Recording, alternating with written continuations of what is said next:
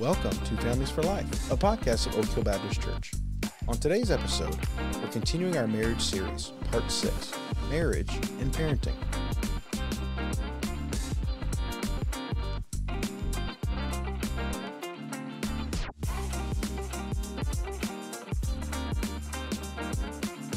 Welcome back, Pastor Alan. Bryan, it's great to be here. How are you doing? Doing well. Awesome. Welcome back to all of our listeners. Glad you're joining us today, and hope this series has been super helpful. I know that I've enjoyed having some of these discussions and going through all the, biblical, but then also very practical. That's what we wanted it to be. So yeah, hopefully it's helpful. Hopefully people are benefiting from it and finding God helping them in their marriage and in all the topics that we consider. Mm-hmm. Yeah. Well, we want to remind everybody to subscribe to the podcast. Give us a review. When you review us, you help other people to find the podcast. You can also share with your friends. If there's something that an episode you really like, share that, and then email us your feedback. We'd love to hear from any listeners, more questions, comments, future show ideas at our website that is in the or our email that's in the show notes. Well, as we look at this topic today, we're talking about marriage and parenting. Mm-hmm. So tell us, how long were you and Paula married before you had children? Yeah, it was about 4 years, and those were really good years. We enjoyed that. It seems like a lifetime ago now, but, you're double income, no kids. Yeah. We're just both working and living life. And how did it change after you have kids? Oh, well, let's just say it changed.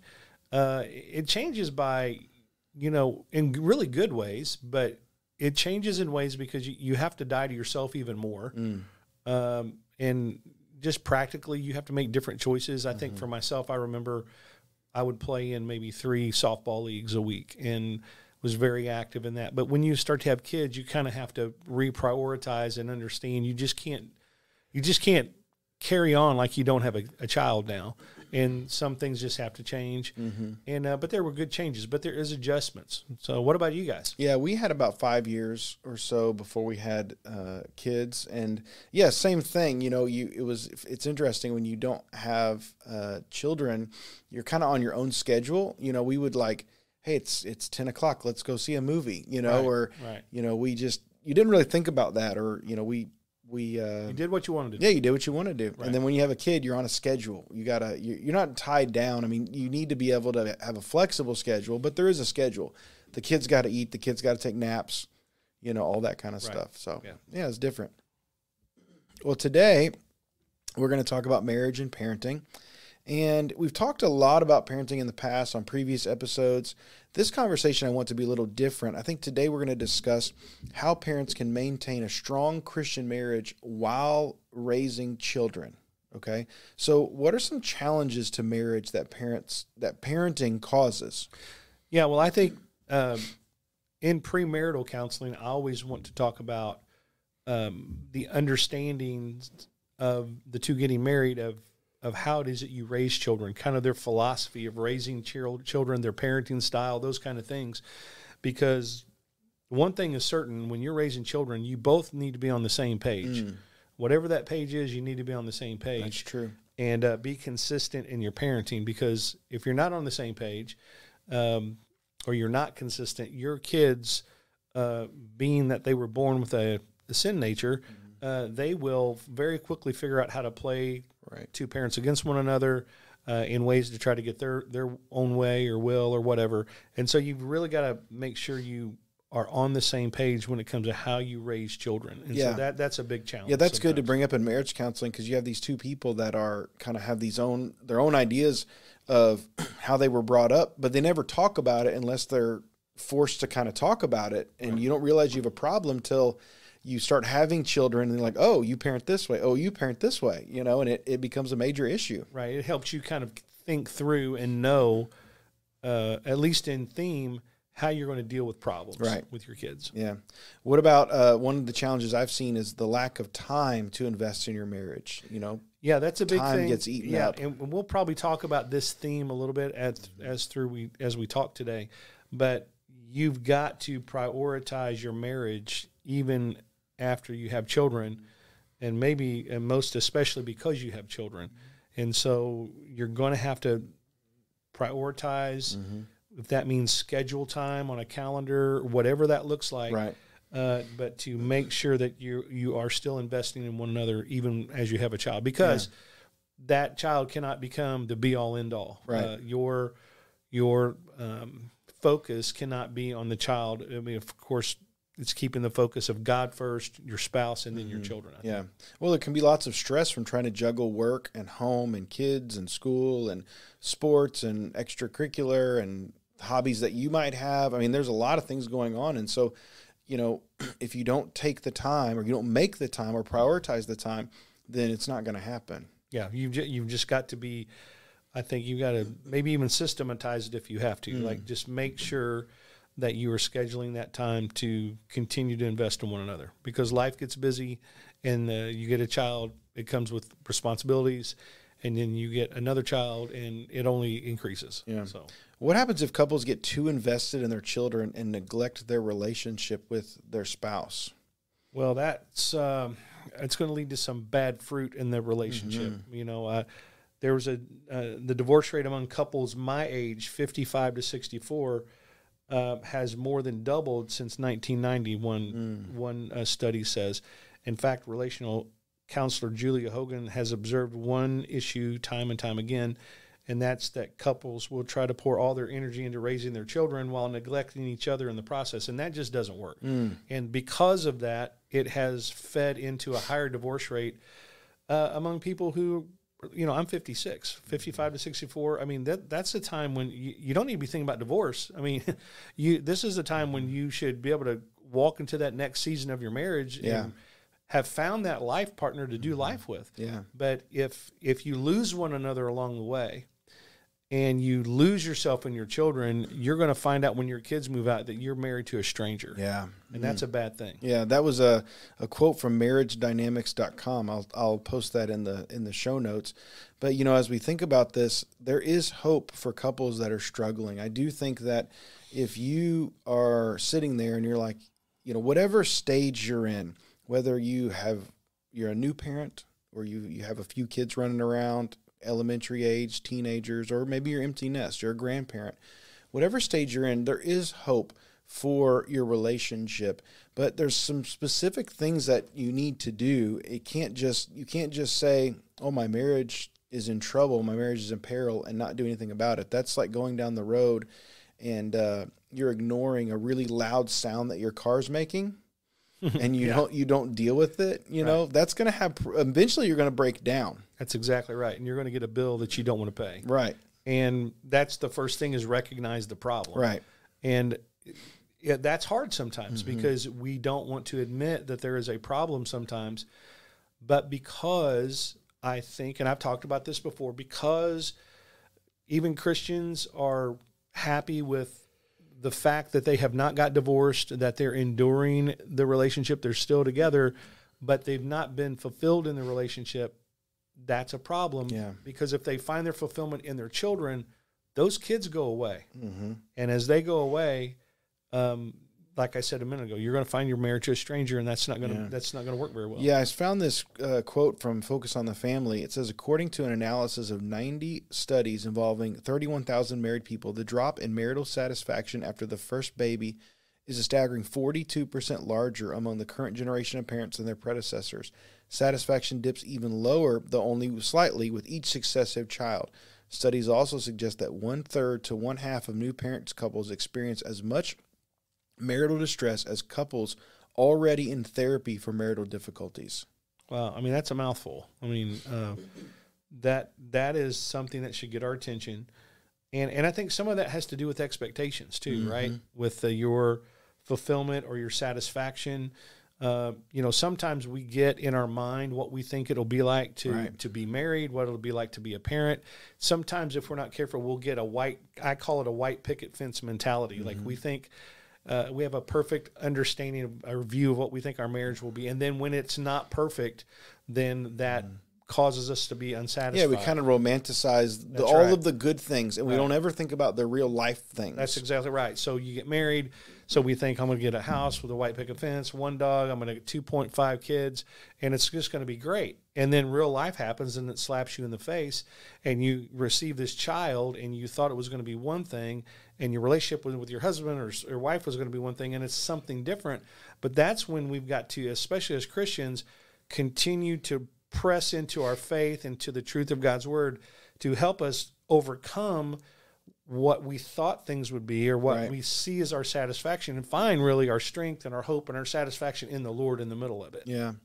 Well, how do you know if you have a problem? I've put some questions here that people can kind of self-obsess. I think the first one is, do you never seem to be able to spend time with your spouse? Either you don't make time, or you don't want to make time, whatever the reason is, or your time is being eaten up by children's activities, but are you never have any extra time to spend with your spouse? Yeah, I think you've got to just look at your life and see what's going on. And if you answer this question and it seems as if you never have that time for your spouse, we've got to change that. Because if you just continue that over the years, that's what feeds into being my age and feeling like you're living with a stranger. And you just can't have that. I think even if it means, hey, we're going to have to get our calendars out and we're going to schedule even some time. I know that doesn't sound very romantic, but doing that is better than not doing it at all. And to make sure that you block out time that you can spend with your spouse. And I know that can be difficult, especially if you live in a city where you don't have a lot of family or whatever, but hopefully many who maybe listen to this podcast through our church family, that you'll find good friends that you trust, that you trust with your children being at their house, or you have family members, but do something to help other married couples find that time. Yeah. A couple other self-assessment questions. Have you had a real conversation with your spouse about things other than the daily grind or bills or the next kids activities? Or what about, when was the last time you were intimate with your spouse? Do you feel connected emotionally to your spouse? Those are just a few questions you can ask yourself, because, to be honest, life happens fast, and sometimes we don't control our time. We allow our time to control us. And before we realize it, we've got a huge problem. You've got to realize that there's a problem. So wherever you are in life, whatever stage, if you recognize there's a problem, you need to get help now. Right. Yeah, you just can't. You can't just try to fake it till you make it. Right. You can't, or just say, I just don't want to deal with it right now. And we keep putting it off. It's going to have a wearing effect. And, sadly, sometimes what happens is couples wait almost, it seems as if too long, because they wait until they're heading toward a divorce lawyer. And that's the wrong thing to do. Yeah, they say they've got an appointment with the divorce lawyer. Before we go, we're going to come get marriage counseling to see if we can fix this marriage. Yeah, next week I'm going to the divorce lawyer, but I'm going to go talk to the pastor one time before we do that. Listen, I'm begging you. Do not wait. Don't wait that long. Be honest about what's going on and understand that as a married couple, part of your sanctification, part of growing in Christ, part of discipleship is at times you're going to need to talk to someone that you trust, that will rest in the truths of God's word to encourage and help you through those hard times. And that is nothing more than discipleship and a willingness to do that. Some people they say, we don't want to admit that we have a problem in our marriage. Listen, if you can just understand that most people have issues in their marriage, then that'll help all of us to be willing to deal with this stuff in our marriage. Right. And it's okay. And it's much better to deal with it early on than to wait until we're just going to give it one shot before we go see the divorce lawyer. Yeah, we're happy to help people in crisis, and we do it quite often, but you don't have to wait till you're in crisis. Right. Even if you just notice a little problem, maybe you're in your marriage and you're noticing an issue with communication, go talk to a biblical counselor, go talk to your pastor and get help before it becomes a huge issue. Right. And if you don't want to take the step to go talk to your pastor or a biblical counselor, you know what? Hopefully you have other brothers and sisters in Christ, maybe that are just a little bit further down the road than you, or someone that you trust that's going to give you, here's a key, biblical, godly wisdom to help you. That's what you need.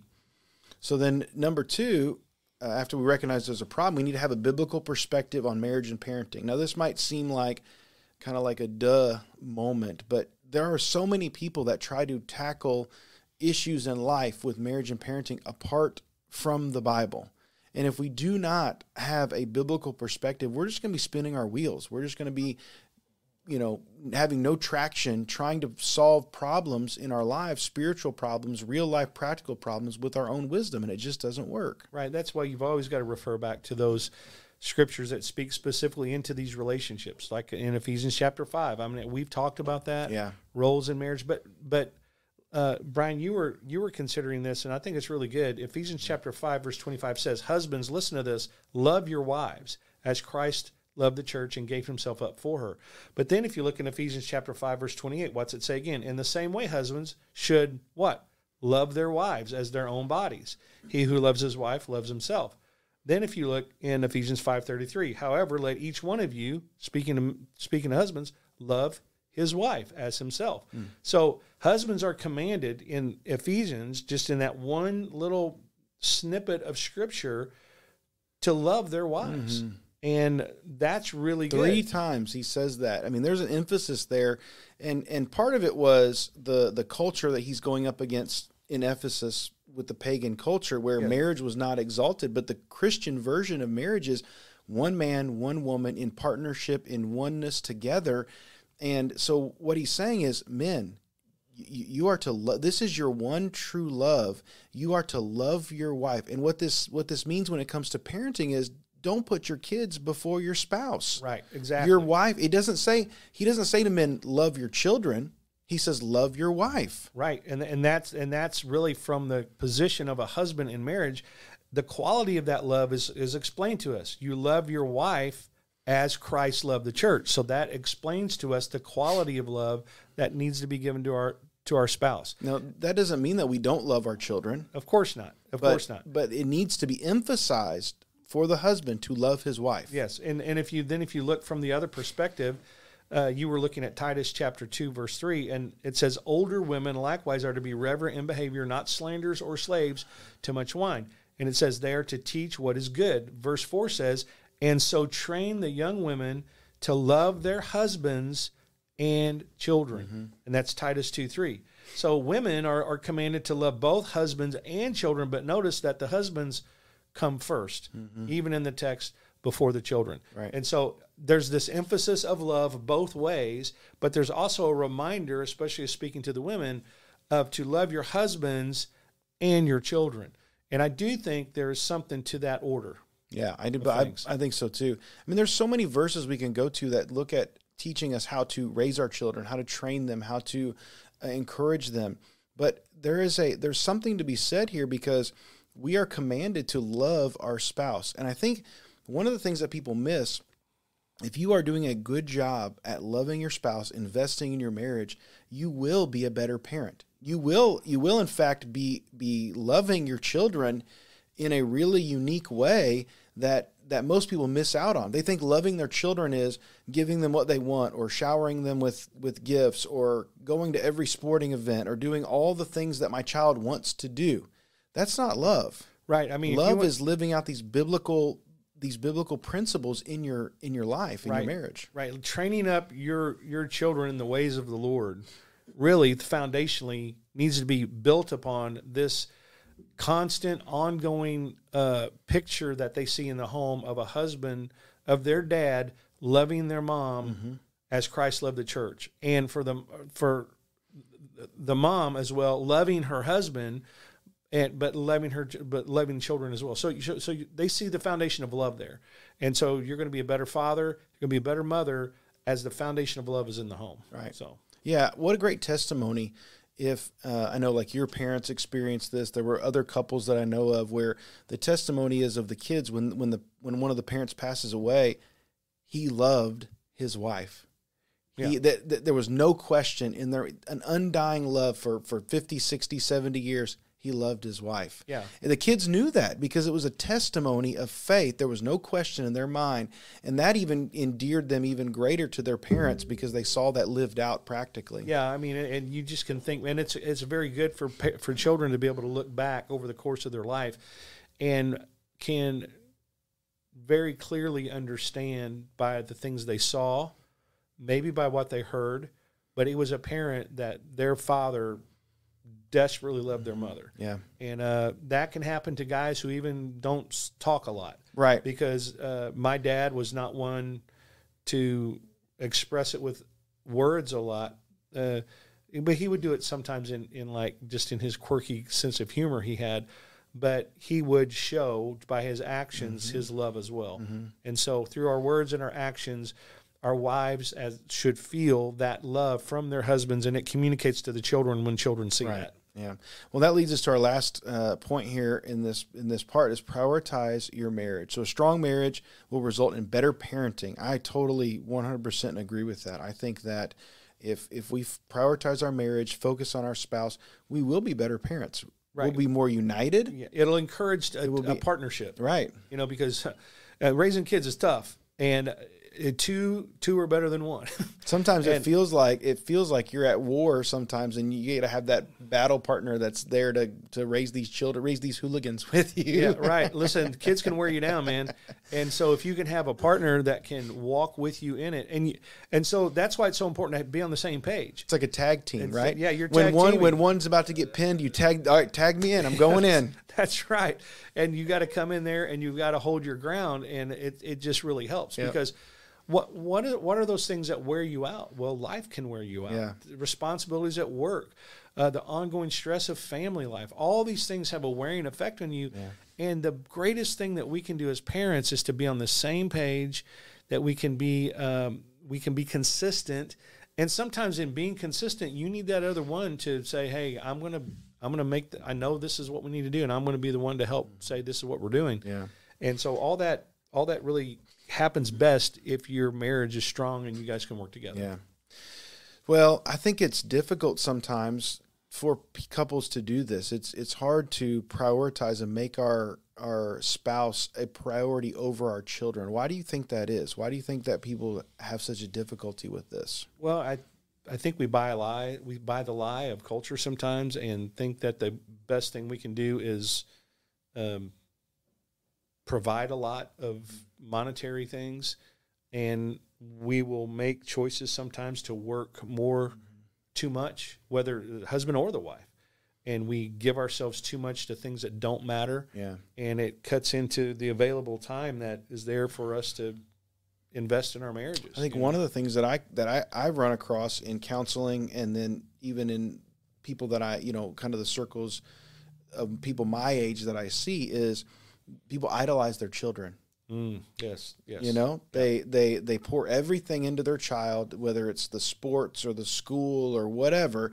They idolize their children. They hold them up on a pedestal, and everything that they do becomes in service to that child. Yeah, and if you're not careful, I think I've seen couples, like if you're investing in your kids all the time, a couple can find kind of a bitterness grow in between them if they're not exactly clicking and if they're not investing in that marriage. Well, you both can find a satisfaction sometimes in the kid, and so you lift your kids up, you're idolizing your kids, and it's kind of like that's the thing that'll at least bring you all together in the moment. But under the surface of that, there's not a healthy relationship there. Right. And the problem with that is you're not going to be able to idolize that child your whole life. Right. Because they grow up, they get other interests, and they go on, and you are left with your spouse.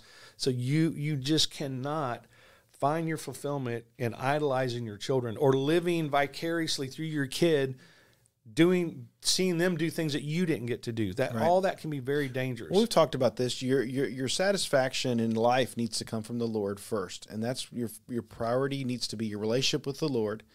Then, as God has brought you this life partner, your priority is in that life partner, that spouse that you have, and then it's your children. Yeah.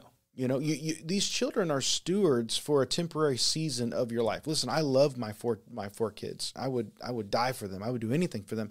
But I know they're growing, and I'm raising them to one day be sent out into the world. They're going to have, I pray, they're going to meet another person they're going to marry, and they're going to have a awesome life. They're going to raise children, and I have to know that's a reality that's coming. I'm not raising them to hold on to them. Yeah, you got to raise them up to let them go. Right.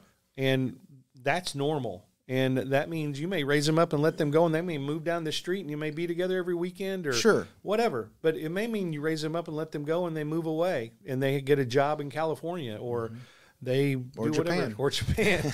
And you've got to be okay with that, because you can't live your life through your children. You need to live the life that God's given you to live, and live it with that spouse He's brought you to so many years back. Right. Yeah, God has created you to do so much in your life. Part of it is raising children, but that's not your whole life. Yeah, right. So be committed to your spouse, be committed to that lifelong partner, steward your child.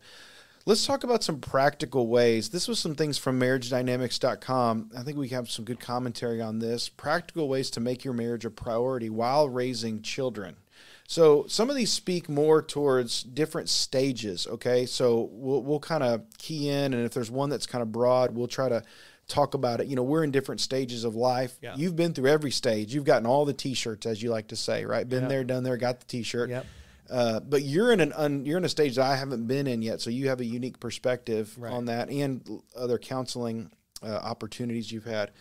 But the first thing that I suggest, and I see this as a big problem, is send your kids to bed. Yeah. You need to have a schedule with your children. They at least need to go to their room and be in their room. If it's time to wind down, read a book, if they need to read their devotion or whatever, send them to bed so that, and even if it's early, even if it's like 8 o'clock, they may not go to sleep at that time, but put them in their room so that you and your wife can have time to spend together, so that you, at the end of the day, you've got a couple hours there before you got to get to bed to get up for the next day. That's been so important for me and my wife. It's like, hey, kids, go to bed. This is our time. Right. Yeah, I think and I think sending them to bed, in a sense, I think is like, it's somewhat talking about have some boundaries. Yeah. To where it's not like there's no margin in your day at all. Right.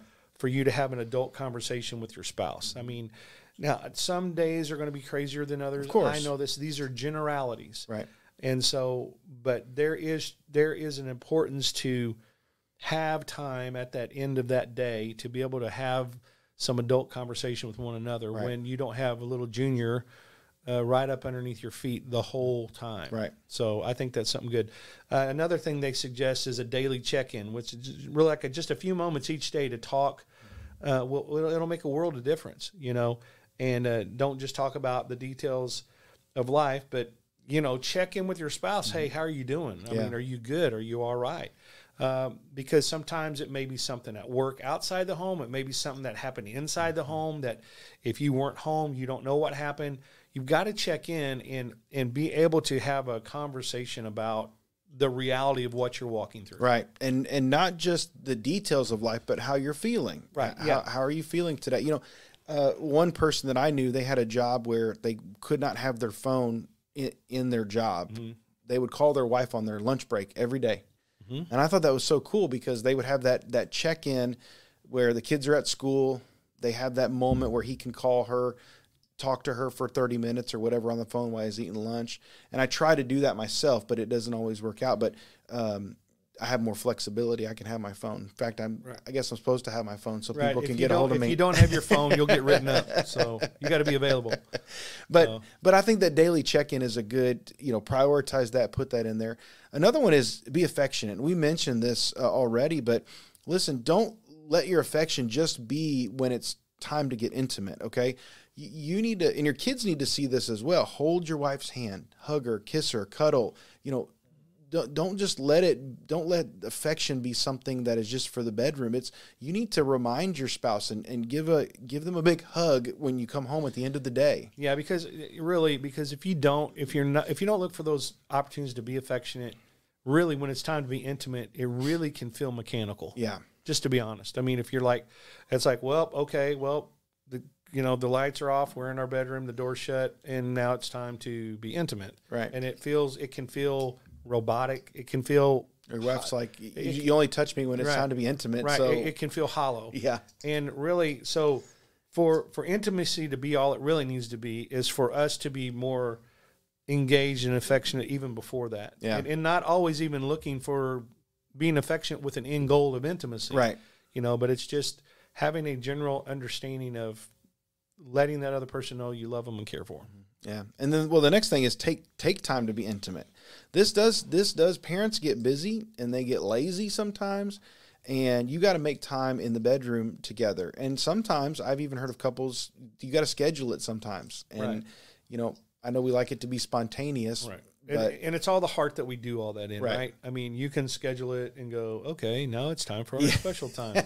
Or, you know, you just know, okay, hey, it's coming, and you can make it in the moment the best you can. It doesn't have to be, you know, now's the special time. You know, it's like, but you just got to figure out a way to do that. This is one of the first things that falls off of busy parents and tired parents. And listen, can I just say, this is a real big deal. I mean, Scripture talks about us not withholding our bodies from one another. And we have to be sensitive to what each one is going through and the stress of the day. And we got to be super sensitive to all that. But the reality of it is this: God has brought you and your wife or you and your husband together, and that is your partner. Mm-hmm. And so in this area in which he has designed us, the only expression of that can come with that other person. Mm-hmm. And so it's very important to be healthy in that part of your relationship.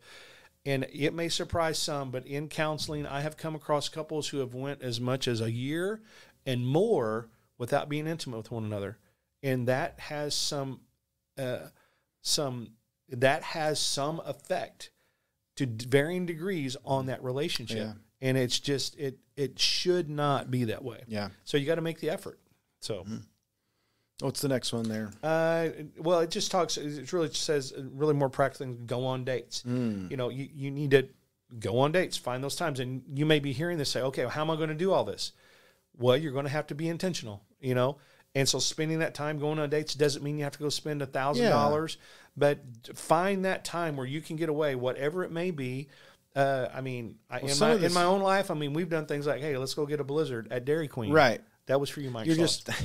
You're just sitting down, intentionally looking at. It's not just sitting down and plopping down in front of the TV, watching a show, but you're intentionally looking at your spouse from across the booth, asking them how they are. Maybe you take a walk around the block, or you know, it can be little things, but there's times where you intentionally spend together. Right. Exactly. It doesn't have to be complicated. Right. You can pray together. Right. I mean. Yes. Now this is something that'll help bond you together as a couple.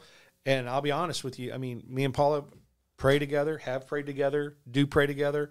But as I look back on it, probably we didn't do that enough. We would pray with our children, right? We always pray with our children. We try to raise them up to understand the importance of it. But I'm many times raising kids in the business of life. I mean, we probably should have done that more from my perspective anyway. So I think that's something important to do. So the next one is set boundaries with kids. Now, this is really important because this is one of the biggest things, especially for people my age that are raising, you know, multiple children, and you've been through this as well, but you got to learn to say no. Number one, in the material possessions, kids can't have everything, but also in the activity side of thing, they can't do everything. Right. And the kids don't necessarily always feel this. The parents feel this, and a lot of it is based on expectations that other people have on you. Oh, my kid needs to be in 37 activities, and they got to be in the school. They got to be on the honor roll. They got to do this. They got to do that. And it's just... It's too much. You can be made too much. Yeah, you can be made to feel as if you're a failure as a parent if you don't expose your child to every sport, to every musical, to every academic, to every activity, music, and all those things are great. But if you say yes to everything, and you have one child, it's going to be too much. But if you say yes to everything, and you have multiple children, well, Johnny got to do 3 things. Why? And then Bobby says, "Well, why can't I do it?" Or Susie says, "Well, I want to do 4 things." And you will be so busy meeting yourself, coming and going, that you will not, your life will be getting your kids from point A to point B. And there will be no margin left. And that is a dangerous place to be. And so I do think it's good to set boundaries with saying, you know, doing extracurricular activities are very important. I'm not preaching against that. But if you try to do everything, number one, you'll be tired, but you'll wear your kids out. I know that from whenever Morgan was playing softball. I remember there was a girl on the team, great athlete, but she had a dad that was overbearing, and this girl had to play multiple sports, was going from one sport to another, and she was really good. But guess what? She quit playing sports her senior year. You know why? Because she was over it. Mm-hmm. She was sick of it. Burnout. And she was totally burnt out. And that happens. And so I think we've just got to, be wise. What's going on with our kid? If it is athletics, man, what is that? Maybe they play recreational in some recreational leagues, but they're not playing travel ball in every league, Mm-hmm. So they get exposed to other sports, but it's just so hard to say yes to everything. That's right. There's nothing left. That's right. So yeah, set boundaries with kids. Sit down as you're raising your kids as a couple, work together make decisions together as a couple. Just because a husband, as I believe Scripture says, is the head of the home, is a spiritual leader in the home and all those things, any man that has a brain in his head will understand his wife is his partner. And as I've lived in my marriage with my wife, I don't think there's anything of any consequence that I've ever tried to make a decision on that I wasn't consulting with my wife about, that we can come to decisions together. I mean, the highest percentage of time in our relationship, we come to a mutual agreement of, hey, this is what we need to do. And I do believe there are rare occasions when after we talk about it all, maybe somebody's got to step up and say, we don't really know what to do. I believe, hey, the guy needs to step up and do that and say, hey, if it goes good, it's good for all of us. If it goes bad, I'll take it. I think that's part of it. Yeah. But you got to do decisions together. Yeah, for some reason, and I understand this, I guess, to a point, but people have a tendency to avoid hard conversations. They just don't. If there's an issue or a problem in their marriage or a problem with kids or whatever it is, financial issue, they just don't want to talk about it. They just avoid it. And like I said earlier, it just, like the car that has a problem that you just avoid, you just turn the radio up louder to drown out the noise. Yeah. You're going to end up on the side of the road, and your marriage is going to end up on the side of the road if you're not careful. So you have to have these discussions of tense subjects in the same way. On the other side of the coin, don't sweat the small stuff. Boy, there's so many things. I'm talking to myself here, because there are so many things that I have made such a big deal about that are very small things. Yeah. And I've had to learn. God has helped me to learn. You got to let go of this. Maybe you like things a certain way, or you ask for, you needed a certain piece of clothing and didn't get washed in time or something like that. It's not a big deal. It's not the end of the world. Yeah. Pick your battles. Right. I mean, it's like, don't sweat the small stuff. Life's too important. You got too much going on. Keep it moving. Be willing to give grace and mercy to your spouse, because God knows Paul has given me tons of grace and mercy. I've just got to be willing to give it back.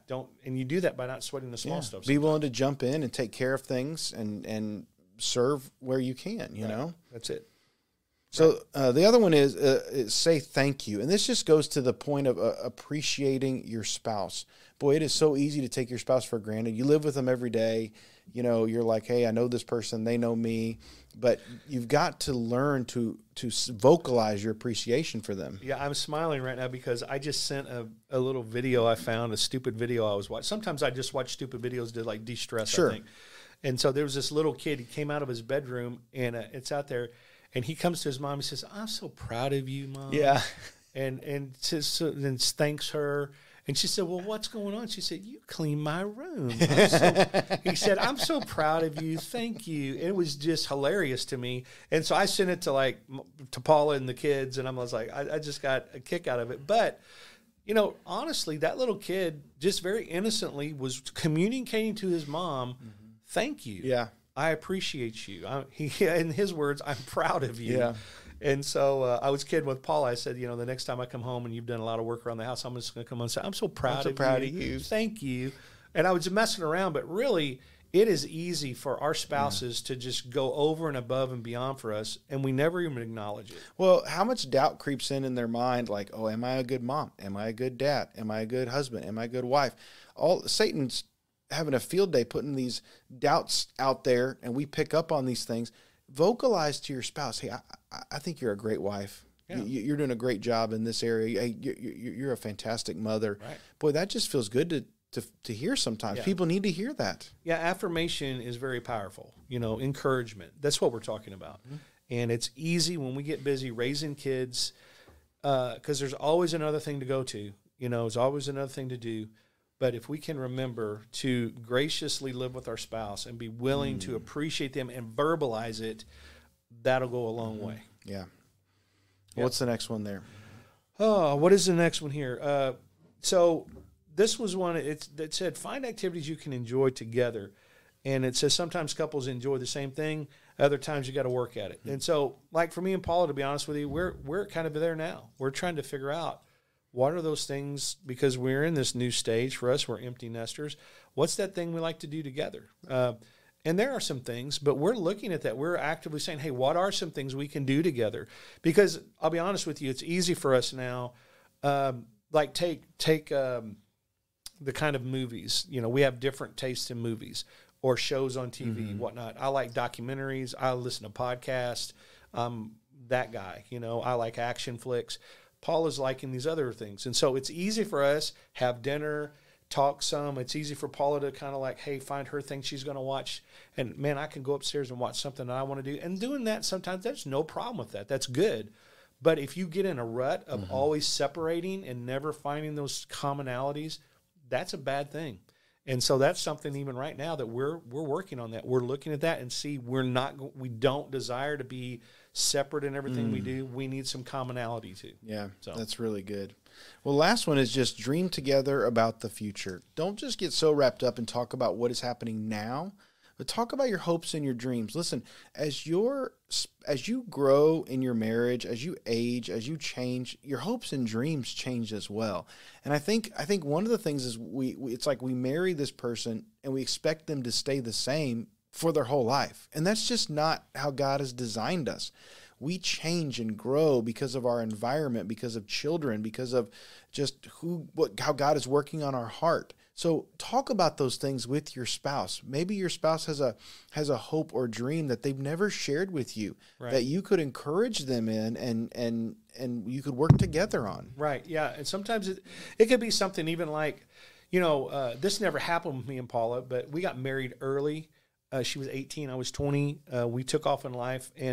But Paula was very good in school, and she was very intelligent. She ultimately did not go to college, but as our kids got older and things, and they got down the road, I had a conversation with her. Hey, do you want to go back? Do you have a desire to go back to college? It just didn't work out that way for us, but it may for some people. Right. It may be, hey, maybe there's a season where your spouse really wants to go back. Well, you got to talk about that. Get a plan together to try to help that reality to become a true reality, whether it's education or maybe it's a job change. Maybe, when you're raising kids, maybe you feel like hey, we got to stay doing what we're doing. But as your kids get older, maybe there's some possibilities for a different kind of a profession at that time or whatever. But you've got to talk about that in your future. Talk about things like, retirement, as it's coming. What are things you're wanting to do early to get prepared for retirement? And to be honest with you, those conversations don't happen a lot when you're raising kids. It didn't for us. Right. We were just in the next, we were putting the next fire out. We were doing the next thing with our kids. And you don't think about that. What is that reality going to be like one day? Because I can promise you, you're going to turn around and you're going to be there. Yeah. Because it just seems like yesterday that we brought Nick home from the hospital. And, man, here we are now 36 years later. And it's exciting, though, to be honest with you. I'm 56. Paul is like 50. And so, we're here now, and we've got this life to live. And God's got a future for us, but you've got to talk about that. You can't just not talk about your future. That's good. That's good. Well, as we close here, I thought it would be good to kind of give what's like one piece of advice you would give to different groups, different stages of parents, and when it comes to making marriage a priority, right? So what advice would you give to new parents when it comes to them keeping their marriage a priority? Because here's the reality. Like we talked about, you go from having no children, then all of a sudden you bring this little bundle of joy home, and they're the center of your universe at that point. Yeah. They're literally the center of your universe. And when they're little, they're demanding. They require so much time because they're up every couple hours feeding. You got to change them. You got to do this and that. And it's a huge shift that a lot of new parents struggle to keep their marriage a priority. Yeah. I to think about this, I just think if you're a new parent, be willing to find new priorities, to not just live like you were living before you had the kid and think that nothing's going to change. And I don't want to be, too stereotypical, but I think guys have that problem more than the ladies do, because I remember I had to walk through that. I had to reprioritize. I was so used to using all my spare time on myself, on my interest. You've got to think differently because this child matters and it has a difference on your marriage. And so I would say be willing to find new priorities, proper priorities in relationship to you having a kid. Yeah. I would probably say the biggest thing is allow for growth and change in your partner, because parenthood, men and women, I see it a lot with women, changes people. And your partner can be somebody where you're like, okay, I married this person. A couple years down the road, you start having kids, and you're like, who is this new person?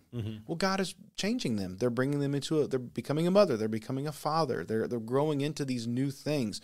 Give them some room to change, and never stop kind of studying and learning and trying to get to know them as they grow. Yeah, because the reality of it is you're both changing. Right. I mean, or at least you need to, because of the new reality that you're dealing with now. So, yeah. What about parents of school-age children? Maybe they got a couple kids that are in elementary school age. What advice would you give them to keep their marriage a priority? Well, time management and quality time with your spouse. Those are probably the two. Time management, all those things that we've been talking about in this podcast, choices that are made, not over committing, just all of those things, scheduling things, important things, making sure you get that time with your spouse. It's so easy to overlook when you got kids. Yeah, I would agree. That's probably the biggest thing, because we're in that stage, coming out of that stage. But I would agree. There are so many things. And listen, don't buy the lie of the world that you have to do everything. Don't let the world make you feel guilty that you're a bad parent if your kids don't experience everything. Right. And get off Facebook. Yeah, right. Quit seeing everything on Facebook. Just remember, Facebook is the highlight clips of life. That's right. No one puts their the low life clips on there, right? Where the wheels fall off. It's always the highlights, and then no one can compete with highlight reels. So that's true. We just try. Just try not to be. If you find that that's giving you a problem, I would encourage you to get off of it, at least for a season. But Facebook can be good. We can be encouragers to others as well with it. But I stopped watching the news. I stopped looking on Facebook. My life's fantastic. Yeah, right. Your life's not near as bad as you thought it was, right? What about teens? What about parents of teenagers? I think one of the biggest advantages you get as your children become teenagers and they're older, you can take advantage of your newfound freedom. Meaning you've raised your kids. Hopefully you've raised them in the fear and admonition of the Lord. They are able now, they're older, to stay home by themselves for some periods of time. And that is a great time for you and your spouse to take advantage of your newfound freedom. Like those teenagers are going to be okay for a couple hours, that you can go out, you can go get something to eat, you can go do different things together. And that is a way that's really just a grace of God, I think, because I remember when Nick started driving, and he was driving, or even before he started driving, when he was old enough to kind of stay home with the younger kids, we were able to go out and do things. And that was really something. And then as he started driving, he was able to take kids places. It just frees everything up, and it's a real blessing. That's right. Yeah, it makes it much easier to have that date time, or to have those conversations, or those things that may just be even, hey, we're going to run to the store and walk around the store and get the groceries, but also talk and hang out and grab a burger or something. I mean, it doesn't have to be complicated, but man, that we entered into this phase a couple years ago, and it is life-giving to be able to have a built-in babysitter at your house. So yes. What about empty nesters? Now, this is an area I'm not there yet. You're smack dab in the middle of this. So what would you give advice to empty nesters? Well, I don't know. I'm still trying to figure it out, I think. But I think one of the main things is don't be lazy. because I'll be honest with you, as an empty nester, it's easy to be lazy because I can get home from work and it's me and Paula, and like we figure out what we're going to do for dinner, and it's easy because, to be honest with you, you don't have kids hanging on you and all listen, that stuff. You don't have to go anywhere. People aren't hanging on you. You don't have multiple people tearing your house up all the time. Yeah, throwing their clothes everywhere, tracking muddy shoes through, all of that stuff. So I mean, for us, I mean, Paula has always just been great in the home, and so our house is just pretty straight. Right, she keeps a good home. And so we come home, we clean our dishes after dinner. I mean, it's easy. I can go get in the recliner. I don't have to do anything. Right. And I can sit there and just do nothing or go to sleep or whatever. But I think don't be lazy. And what I mean by that is I'm telling myself this right now. I'm talking to myself. So, Paula, if you hear this, I'm saying I'm trying not to be lazy. Don't worry, our wives don't listen. Right. We'll see. But I cannot be lazy, and I've got to prioritize my spouse. What I mean by that is I need to, if we don't have common interest, I need to make sure that I am doing something to invest in that relationship. Yeah, that's good. I would just say that. Don't be lazy and look to invest, because you've got to continue to grow in your relationship. You're not done. Yeah. Just because your kids move out, I mean, we're not done. I mean, I've got years to go. Right. And I've got life to live, and so you need to do that. Yeah, whatever stage you're in, it's not too late to prioritize your marriage. I would say, though, the earlier the better. Yes. If you're hearing this and you don't have kids or you have little kids, build these things into your life now. That, Bryan, that's such a good word. Do not wait. I mean, me and Paula, I feel like we invested in each other as we raised our kids, but to be quite honest with you, when they are truly gone, it is a different way of living. And so I can't imagine if we would have never tried to invest in one another, we may be a statistic like those statistics you see of people who've been married 30, 40 years choosing divorce over investing in the relationship. And there's nothing that I can think of more sad than that. Yeah. So, anyways. So, don't be lazy and invest. Well, good. Well, we hope we have given you some things to think about with your marriage when it comes to parenting, and that you will, if you find yourself in an area of counseling, don't wait till you're in crisis. But if you are in crisis, wherever you're at, we'd love to help you with that. If you're in the Evansville area, we have certified biblical counselors. I would refer you to the ACBC website, the Association of Certified Biblical Counselors. There you go.